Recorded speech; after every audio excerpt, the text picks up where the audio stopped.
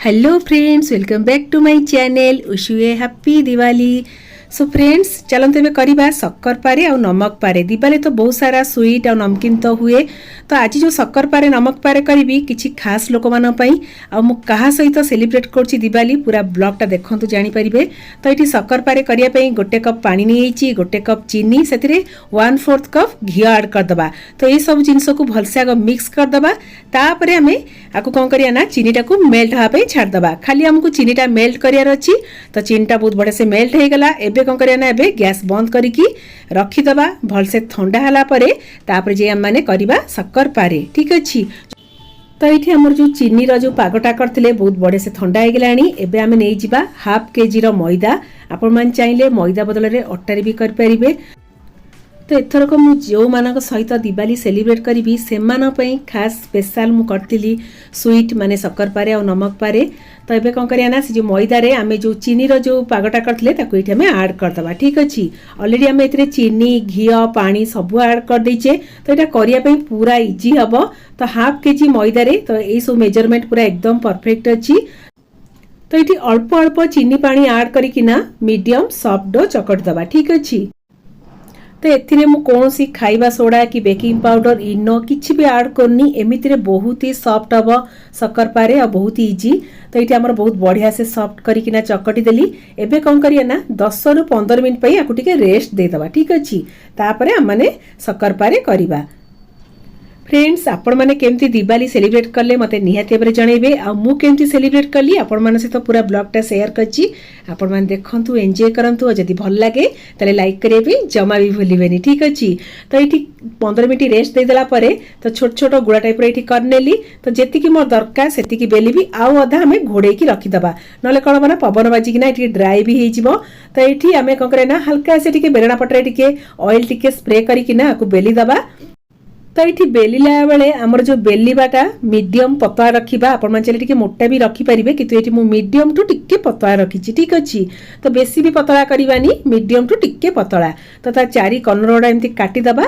तापर आपको कौन करना, आपण मैंने जेकोसी शेप रे भी काट पारिबे। एटी मु स्क्वायर पीस रो छोट छोट करी काटी नेबी। फ्रेंड्स, शक्कर पारे तो बहुत सारा भेराइटी रेसिपी अच्छी। आपण मान जदि टिके हेल्दी रेसिपी दरकार माने अट्टा और गुड़े मो चैनल अच्छी, आपण मान जाइकिना देखि परिबे। बहुत ही इजी रेसिपी। तो ये आमर छोट छोट स्क्वायर पीस काटी नेली। गोटे फ्लैट साइज रो करेई नहीं, से रिफाइन ऑयल ऐड कर देथिली। लाइट उषुम थिबा ऑयल से जाइकि ऐड करबा हमें शक्कर पारे। ठीक अच्छे। तो आम ये शक्कर पारे को लाइट उषुम तेल रे ही फ्राए करबा। जमती आम सिंगड़ा कचोरी खजा ये सब जिन लाइट उषुम तेल रे आम फ्राए करता। तो सही टाइप ही करार अच्छी। जदि लाइट उषुम तेल रे करेंगे बहुत बढ़िया से क्रिस्पी हम और बहुत बढ़िया क्रैक भी पड़ो। ठीक अच्छे फ्रेंड्स। तो ये टाइप आपण मैंने करें। तो देखो बहुत बढ़िया से धीरे धीरे आमर तेल उपर एमती पूरा भासी आसला। तो तापर कौन करना, धीरे धीरे उल्टेबा। बहुत बढ़िया से गोल्डन ब्राउन कलर भी आसो। तो एमती एपट सेपट 2-3 थर करदेला बहुत बढ़िया कलर पड़े आसो। तापर आम गोटे जगह को काढ़ी नबा। तो फ्रेंड्स देखो केते इजी। तो आपण माने एई टाइप रो करिकिना पछरे चीनी सिरार पाग करिकिना भी कर परिबे। किंतु गोटे थर एई टाइप रो करंतु देखिबे बहुत ही बढ़िया लागिबो। आ मु जो चीनी रो मेजरमेंट देइची बहुत कम लाइट मिठा रहिबो, खाया पई बहुत ही बढ़िया लागिबो। कहीं ना दिवाली रे बहुत सारा मिठा खाई बेसी मिठा खाया भी एत भल लगे। तो हल्का से मिठा रखी। तो हाफ केजी मैदा को गोटे कप चीनी एते टेस्टी लगे फ्रेंड्स। आ बहुत सारा माने स्वीट्स माने शक्कर पारे कर परिबा। तो आपण माने भी ट्राई कर परिबे। तो ये शक्कर पारे रे आपण जदि आउ टिके टेस्ट बढ़िया पे चाहूचंती एथे टिके राशि ऐड करिकिना भी आपण माने बेली पारिबे। नले चॉकलेट लाल भी राशि ऐड कर देबे। तो ता टेस्ट बहुत भल लागिवो। नले पान मधुरी भी ऐड कर परिबे। ठीक अछि। तो जोटा आपण माने चॉइस सेटा ऐड करिकिना करिवे, देखिए बहुत भल लागिवो।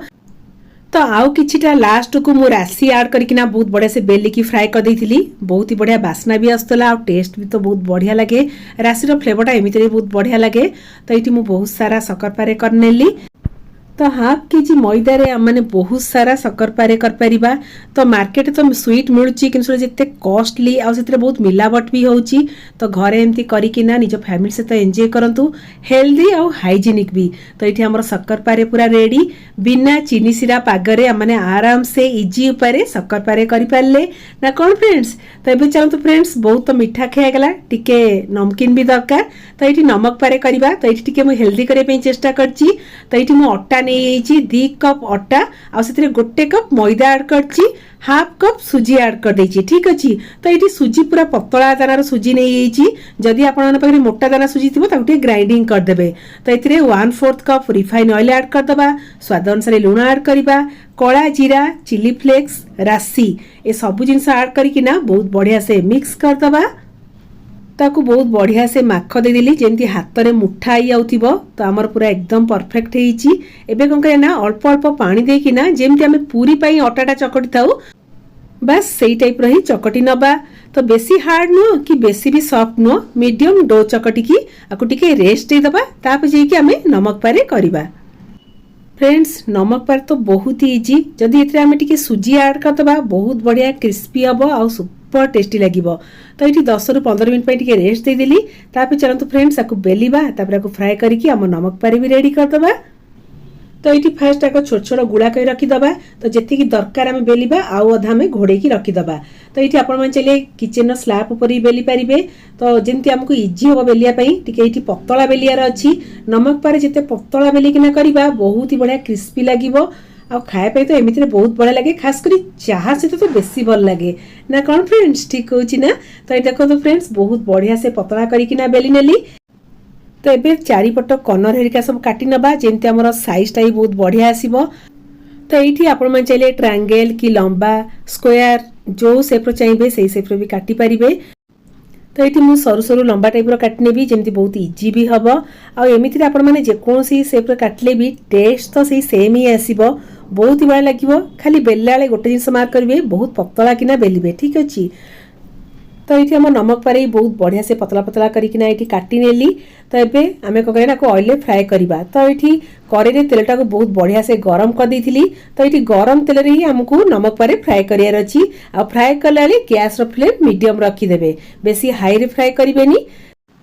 तो मीडियम आंचरे गरम तेल रे बहुत बढ़िया से आम मैंने नमक पारे को फ्राए कर नबा। आ बहुत बढ़िया से भी धीरे धीरे गोल्डन कलर पड़े आसो, गोटे जगह को भी काढ़ी नबा। फ्रेंड्स नमक पारे हो कि शक्कर पारे हो मात्र 2-3टा जिनस मैंने आराम से कर पारिबा, बहुत ही इजी। तो आउ जी मु बेलिकिना बहुत बढ़िया से फ्राए कर नहीं, बहुत बढ़िया गोल्डन कलर भी आसी आ बहुत बढ़िया क्रिस्पी भी होती। तो सुपर टेस्टी। एथिरे आपण मन चाहिए चाट मसला, ब्लैक सॉल्ट नले पेरी पेरी मसला ऐड करकिना भी दिवाली सेलिब्रेट कर परिबे। हैप्पी दिवाली।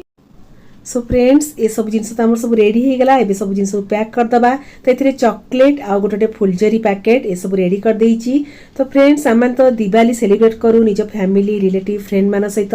तो मु चेष्टा करची छोट छोट पिला मानकू किछिटा मो हाथ तैयारी जिनस भी देबी आ तांकू भी फुलझरी आ चॉकलेट देबी, से माने भी सेलिब्रेट करिवे। जो माने से माने पाई पारु नाहांती सेलिब्रेट भी करि पारु नाहांती तो सेही मानक सहित यदि आमे किछिटा करि परिबा देई परिबा तो बहुत ही खुशी लागिबो। तो मो मन रे बहुत इच्छा थिला।